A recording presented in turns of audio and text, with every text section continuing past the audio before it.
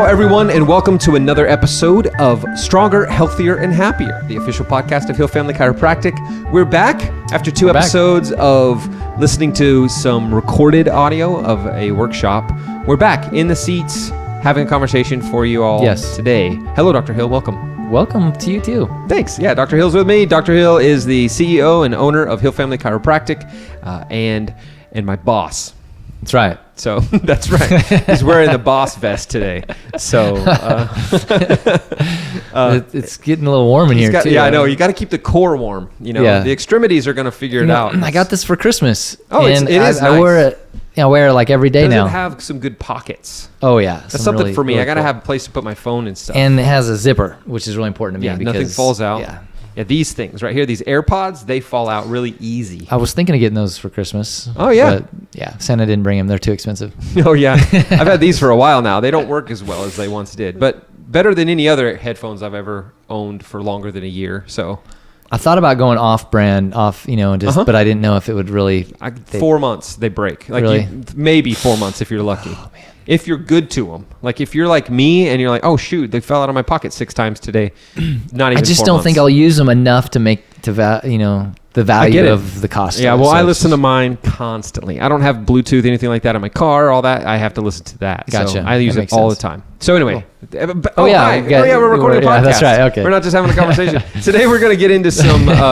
We're going to start kind of a new series, just a couple episodes series on weight loss. Great. And we're going to talk about having a healthy weight for life. Why would we be covering that at this point right now? Is there something happening recently or soon that makes us want to cover this topic? Yes, we are having a big workshop. Yeah, that's right. Good plug, man. Good segue. We're having a workshop. It's free, so but we want to fill this room up. We're getting more and more people signed up right now, but it's on discussing about that because we find that for a lot of our patients and just the community in general that really struggle with weight and really understanding the physiology of the body and things they can do. And there's a lot of diets and a lot of opinions and things like that out there. So we want to be able to give some patients and some people in the community some tricks and tips and strategies that they can take away right away. And then also, if they are needing some more one-on-one help or some accountability, we have some different programs to be able to specialize and help them out too. Great. So who's invited to that? Everybody. Well, I shouldn't say everybody.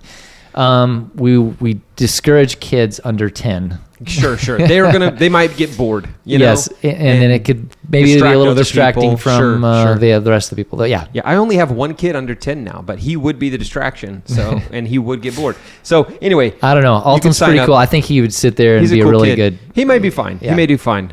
I don't know. He's well aligned, so chiropractically. So he may. I got to work out with him this morning. He can't pay attention. Oh, that's right. He did come to work out. Yeah, he did great. Yeah, good. He loves it, and he told us before he left the house today. We said something about doing workout, and he said, "I'll go. I'll do the whole thing. I like Dr. Hill's workouts." Oh wow! All right, great. There you go. So yeah, he did awesome. Yeah, and so that's a workshop we've got coming up. It's on January 23rd. As we record this, that's 11 days away. So 6 p.m. on a Monday night. That's right. So if you are interested, then please call our number, 417-6... No, that's my cell. 417-339-3978. Don't give out that one.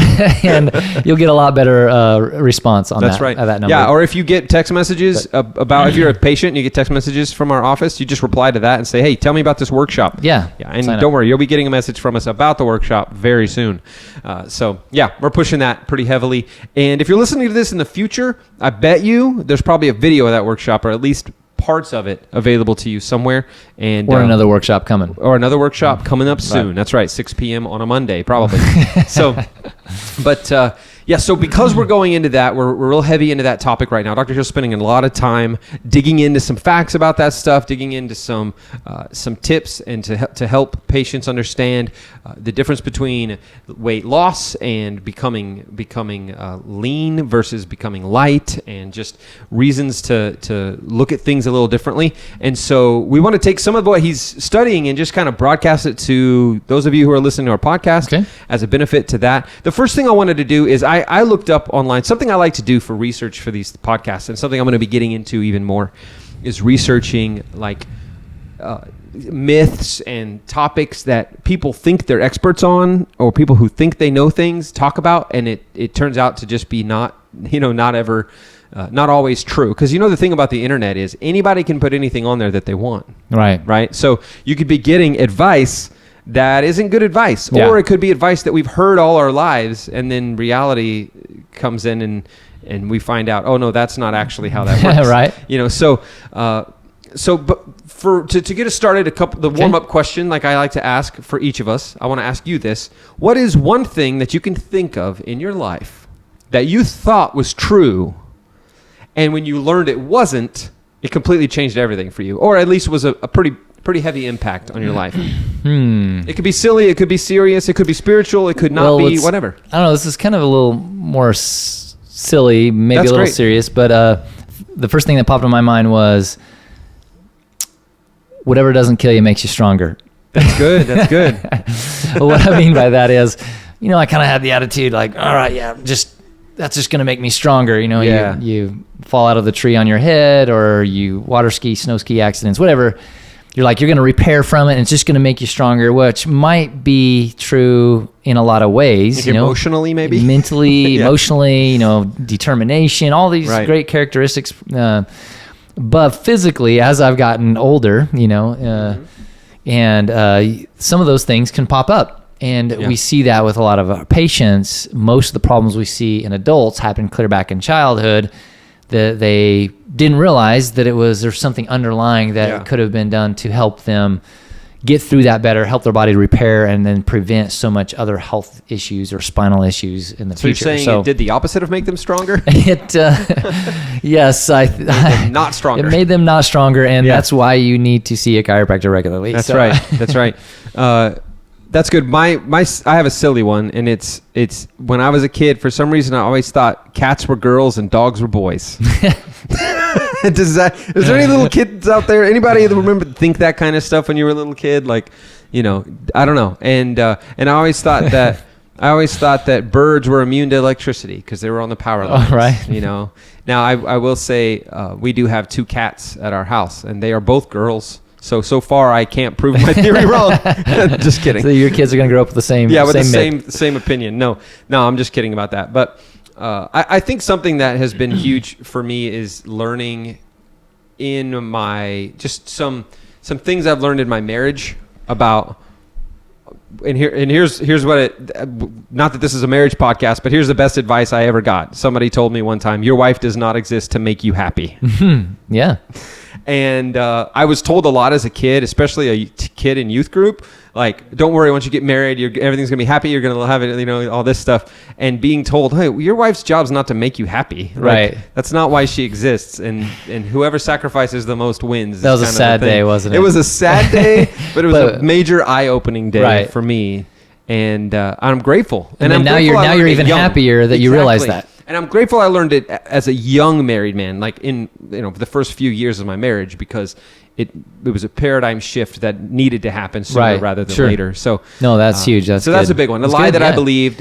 Get marriage tips on this podcast. That's right. Too. All kinds of tips. Marriage, health, marriage. It's all part of it. It's one of the T's. It's the thoughts involved in that, the emotions and all that stuff in marriage. So learning things about that sort of stuff helps with those toxins and thoughts and things in your body. So that's good. Anyway, that's one for me. And so we're going to cover a few things here. Some of these myths about weight loss may be something that you hear as a listener to the show and go, whoa, this was like one of those great moments for me too. Who knows? Maybe people believe these things and it's just not true. Sure. So here we go. The first myth when it comes to weight loss is you just have to find the right diet. The right fad diet, the one out there that's gonna it's get away from carbs. No, do keto. No, do the one thing, the buzzword. Right. Back in my mom's day, there was all these weird spiritual ones where you prayed the food to me and through me, stuff like that. It was I always heard. Have you ever heard that before? No, I have not. Lord bless this meal to me and through me. So there's stuff like that. Hey, that could be good. But well, so yeah. I mean, I think with diets, I think a lot of times people do have a concept that they just haven't found the right diet that's going to solve their problem. And There's a lot of good diets out there, but the problem with diets usually that it's like a short term, that when you're done with the diet, then things go back to the way it was. Right. So it's trying to figure out how to align something with lifestyle for long term. And there may be something going on with the health issue of an individual that they may be doing a diet that's going to help them to get to a certain phase. But if they don't have good understanding of what they need to do next to translate that into long-term, lifelong, then it's unfortunately, then that can be very harmful, meaning like they reverse back. And sometimes, unfortunately, people reverse back even more negatively, right? Some people can be calories restricting for a long, long time, and then they're losing weight, and then they finally get to a point where they just can't handle it anymore, and then they just go overboard, and then they're or sugar or whatever it might be, Yeah, you see a lot of the diets are very extreme, right? Like it's like no carbs, or cut out all red meat and egg yolk, or I don't know, I just made that up, but like there's all kinds of things that come out that are very extreme, and it's always like, go hard for this diet for 6 weeks and see what happens. Well, is something going to happen? Sure. Like I had a group that I knew, so people I worked with, who all did a diet where they got injections of something and only ate an apple a day, right, for like 6 weeks, and like, oh my gosh, I'm losing weight. I'm like, well, of course you are. You're starving yourself, like, no duh. And I don't know what they were injecting, some sort of hormone, something. But I mean, but here's the thing about them. They were mean during that time. Like they were hangry as you can get. Right. And it's like, losing weight was great, but at the expense of all your relationships, I don't know. Right. but that's one of those, it was one of those fads at the time that everybody was like, this is the one, this is the thing that's going to do it, because it's not a diet, it's a lifestyle. I'm like, that you can't eat an apple a day for the rest of your life. Like that's not going to work. So yeah, I think that's the point, is people want to like set the trajectory and make a change that's going to just jolt them into something. Right. And there are times and that someone may need to be more, really more strict or more aggressive right off the bat, because they may be in a health situation that needs some dramatic change. Yeah. And so everybody's situation is going to be different, but we just have to have a really good mindset of understanding if they are going to be doing that, what does that mean for them? And then what are the next steps involved, so that way they don't like, hey, I made some progress, and then reverse right back to where they were. And so, but a lot of times there are some pretty extreme diets and things like that can be more harmful as well. Yeah. So, I mean, like what you were kind of talking a little bit about, like a starvation type diet, a lot of times they're focused on, of course, we restrict the calories. Mm-hmm. You're going to lose weight. Yeah. But unfortunately, a lot of times it can actually increase your body fat. So you get skinny fat, so which is more unhealthy and can have an additional problems that go on.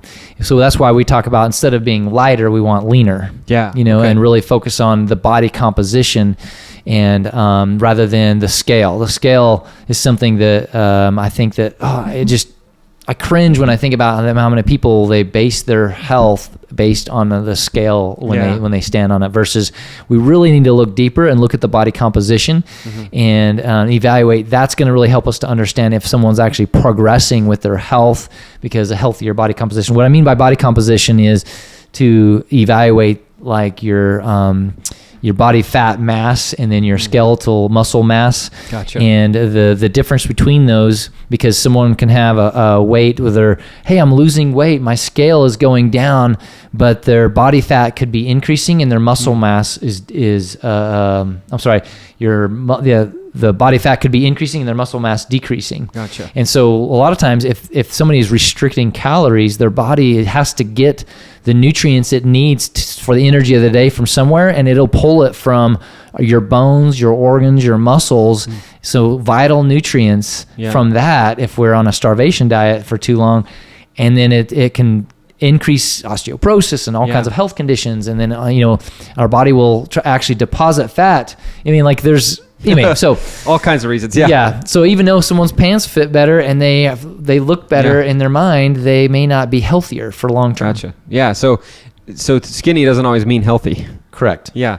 So that's interesting. And you could have fooled me, 25 years ago. That's one of those terms I think that could be an example of, once you learn that, it kind of changes things for you. Is that skinny doesn't mean healthy, thin doesn't mean healthy. The second question, or the second thing I think is a good myth that I see a lot is diets or solutions to for weight loss that advertise that you don't have to do any exercise. This is great because you can lose weight without exercise. You don't have to worry about exercise. And so I don't know that makes sense to me. What are your thoughts on that? Yeah, great question. I think that two things. One is movement is critical for optimal health. So there you go. Thank you for listening, everybody. No, just kidding. That was just a good one. That's a good quote right there. Your body is designed to move, and all the physiological functions of your body is the more. If we're lacking in that, you can eat the perfect diet, and that's going to be inhibiting you from living your best. Yeah. Now, there are situations where someone may not be able to exercise and move because they're in such a critical spot with their joints, inflammation in their body, their overall health, to where they may be on a diet that is helping their body remove inflammation, where they're not exercising and they're losing weight and also body fat. And so that may be the first phase for someone's future health, to be on something to where they're losing some weight, losing inflammation out of their body, so that way their body can start moving. But to get to those next phases, you're going to want to make sure you get to the point where you can move. Otherwise, that's going to be inhibiting you from multiple areas of health. Yeah. So phase one may not include exercise. Correct. But it needs to include a future phase should. Yeah. Because exercise. It's critical for a long term of just movement in our body. Yeah. Just think about just the lymphatic system, which you take all the stuff in our environment and food and everything else, and a lot of the crud that's left over that's not, we excrete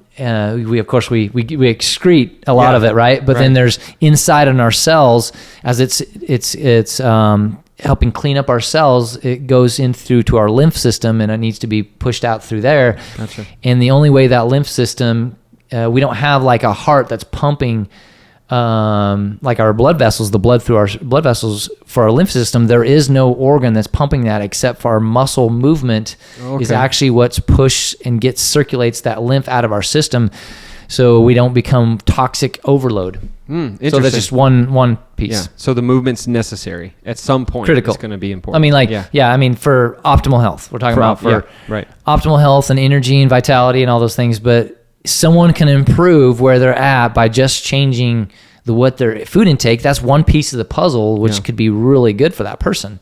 So I'm not saying that that's not a bad thing. I'm just saying that's one part of it. Yeah. Okay. So mentioning what we eat and talking about the food leads us to the next question, the next myth that I want to get to. And that is, you can eat anything you want. Diets that say, we'll give you this pill, these supplements, or we will give you these numbers that you need to follow as far as how much of what you eat. Certain calories or macros. But you can eat whatever thing you want. Eat the ice cream, eat the sausages, eat the pizza. Right. All day doesn't matter. What do you say to those there's truth in that, meaning like people can lose weight being calorie deficit, basically meaning you're burning off more than what you're eating, right? Yeah. Meaning and honestly, with your activity. If I'm being honest, that's what makes sense in my head when I think about losing weight is, okay, well, I just need to burn more calories than I consume. Right. And so there's truth in that, but I cringe a lot of times because are we wanting to just lose weight temporarily, or are we wanting to have great health long term, right? So, and that's where the calories matter. Like what makes that up? If you're eating the cheeseburger, the greasy cheeseburger and fries, or you having steak and veggies, whatever it is, meaning like there's the content of the vitamins, the minerals, the nutrients has a lot to do with overall health, inflammation, and then also to keep people from plateauing. So a lot of people, they'll stay within a certain range, but then that may not work for them anymore once they get to a certain level because of what they're actually eating. I gotcha. And toxicity is a big factor that is not addressed when it comes to a lot of diet plans is because the environment we're in and a lot of the foods that we've eaten in the past and all these things that build up in our body, if we are not doing something to address that, then that builds up and it causes inflammation, which causes more fat gain in our body, more that inflammation, more visceral fat and everything else. So that it holds people back from really getting to those next levels. But temporarily, if someone just starts to restrict calories and stay within a certain range, they can get benefits from that, but not for their immune system, their cardiovascular system, and their hormones and so forth. I mean, so if you want, we need to look very specific And that's one thing I love about the technology we have is it personalizes it, actually have clinical grade metabolic testing to see how someone's body is actually breaking down food and utilizing it for fuel and how it's burning it, and whether the carbohydrates, the proteins, and the fats, so we can not only give them the right macros and the calories and all that, but then also giving them the right kind of nutrition and what kinds of food to get the proper, so they're not nutrition deficient. You know what I mean? So that's great, and be a lot more information about that at the workshop. We'll cover on those the 23rd. things for sure. So that's awesome. Okay, how about this one? It's just about your mindset or your faith, right? You just got to believe, or you just got to think the right thing. Like that's another one that I do see, and I'll be honest. When I do start doing research like this about to find myths or find things for the podcast, I start getting ads like on Amazon and Facebook and YouTube videos and stuff. And that's one of them I saw. It was basically meditation to help you with weight loss, right, and just having the right mindset. I can't say that I don't believe that, getting yourself in the right frame of mind won't be helpful and beneficial to you, but surely you got to do more than that, right? Right. Well, there is an impact on actually what you put in your mouth. So exactly. And how you move your body. Yeah. But there is some truth in some of those elements, right? Like our mindset of, and I don't know exactly what it was referring to, but our mindset of just thinking about if someone is more stressed, right, then it's going to be releasing a lot of stress hormones, which is going to be increasing more cravings, and we're going to be having more crashes, and we're going to need more sugars and more caffeine, and it sets the stage for increasing overall fat deposits in our body. Versus someone that, if their mindset is more relaxed and chill, and they're have more positive and all these things, then they're going to be able to have less stress hormones, which then they can in general be leaner, right? Because they have literally the hormones and the chemical reactions that are going on in the body. But it doesn't mean that that's all they would have to do, right? Right. And then the other thing too is it's really important when we're thinking about mindset is that help people to be successful for long term, for lifelong, is it's important to have a vision of what you feel like God has for you in your life, and to be able to more clear you can picture that for as you get older, then you have fuzzy targets don't get hit. What I mean by that is, if you can't visualize you ever being lean and healthy and things like that, then it's going to be hard to get to that level or get there and stay there. So there is some truth to that element of the visualization and mindset with that. But yes, what you put in your body and how you move is also very critical. I have a friend, this is kind of just an example. It's about addiction, which food is definitely an addiction for a lot of people. I know it's something that I deal with. I like tasty food, and I know everybody does, but sure. But there's a point where learning how to say no is difficult. And so I have a friend who his struggle was alcohol. It wasn't food, it was alcohol. And he's been sober now for several years. Awesome. And I remember having a serious conversation with him one time over breakfast and just talking about, because I knew he had tried several times to sober up and to change things, many times. Yeah. And I was like, what finally happened? What finally clicked? And for him, it was deciding that he didn't want to do it for his kids or his wife or his mom, but he needed to sober up for himself.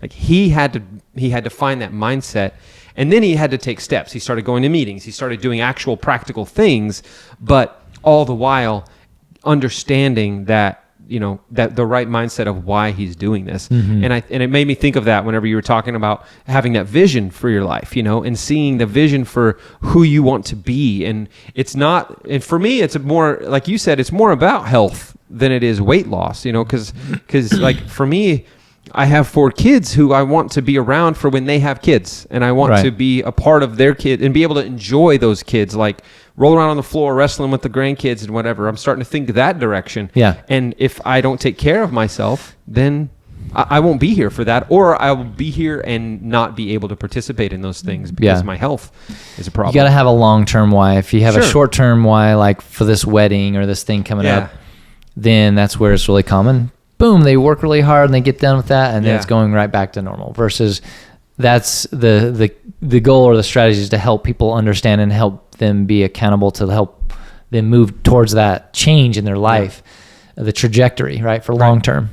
Yeah. And, I'm not as consistent as I could be with like fitness and working out, but the fact that I've done it at all over this last year is just because it's more about being healthy now than it is I want biceps, or I used to joke and say I don't want to jiggle as much when I brush my teeth. So like it just there's all these reasons that I've always come up. I want to look good for going to my brother's pool this summer, whatever. Right. But now it's just, what? No, I think I'm healthier mentally, physically, everything whenever I move. And so even if there's a week where I'm so busy I don't get to it, I'm getting back to it whenever the time comes up. You're more and more consistent over exactly. time, and that's you're developing a healthier lifestyle over time. And surrounding myself with people who encourage me to do so that's huge. Thing too. Community is huge. So the last myth is a big one, and it's something that I hear a lot and that I've said about myself, and it's just being overweight's in my DNA. It just runs in the family, and there's there's nothing I can do about it. Right. It's just the way it goes. And so, what do you say to that? And how much truth is there to that? Where some people may struggle more because of that, probably or possibly. And then how much of that is just, hey, you know what? But effort will give you benefits. When you remove your excuses, you'll find your results.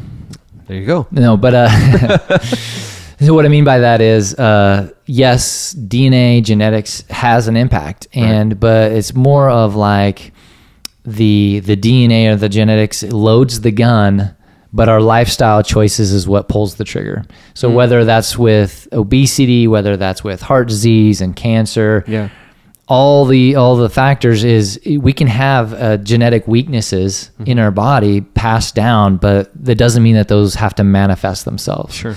Now I may have to work a little harder to not have diabetes versus someone else may have to work a little harder to not have heart disease or whatever, right? Yeah. Everybody has a little bit of a weakness or genetically, but it doesn't mean that we are bound to have that, right? Yeah. And it goes back down to how the choices we're making every day. Yeah.